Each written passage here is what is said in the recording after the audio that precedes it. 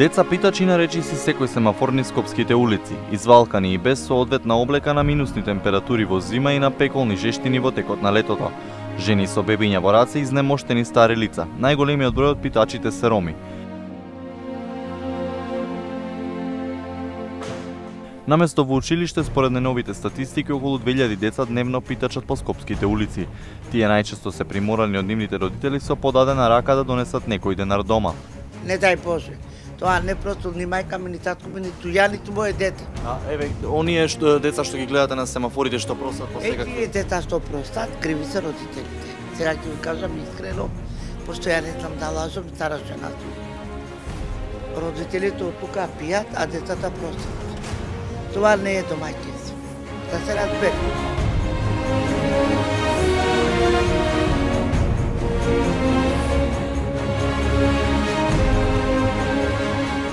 Свесни се дека питачењето е прекршок за кој се одговорни родителите или малолетникот што проси, но вела дека тоа е единствениот начин како да дојдат до некој денар за да го преживеат денот во отсуство на помош или изгрижување од државата. Децата што просат тие зашто нема екзистенција од каде и мора да ги пушта децата, таква не е државата зашто не им помага државата прво на сиромашните тука. Нашите деца идат по канти, собират пластични шишина, идат да просат, бидејќи нема кај да одат, кои фабрики работат. Сите фабрики се затворени. Како сакат они да живееме?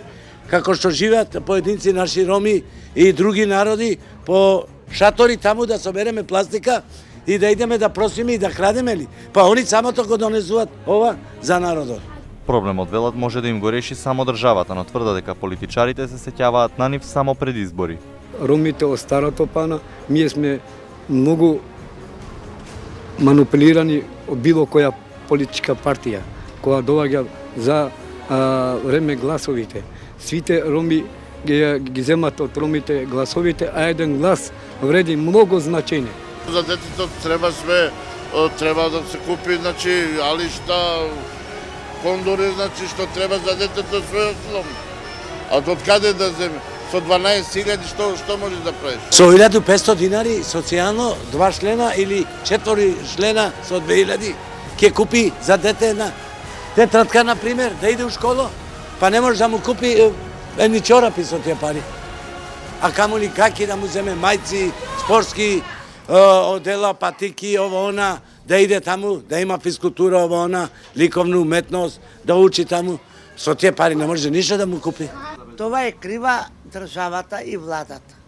Тоа треба да стиде од куќа на куќа да види чие дете прости, чие дете нема од каде да живее. Или да ги земе да ги среди, или да ги помогне родителите со пари, со помош. Република Македонија со овој проблем се справува преку 4 дневни центри за деца на улица, 3 државни и еден управуван од Сдружение на граѓани. Децата влегуваат, поминуваат еден ден и веќе утредента се повторно на улица. Од првата детска амбасада Медјаши сметаа дека проблемот би се решил преку бесплатно предучилишно образование за децата што се во ризик нивниот труд да биде злоупотребен. Деца чии родители се социјално обесправени и живеат во социјален ризик. Едно дете вклучено во раните години во предучилишно образование ќе значи едно дете помалку на улица.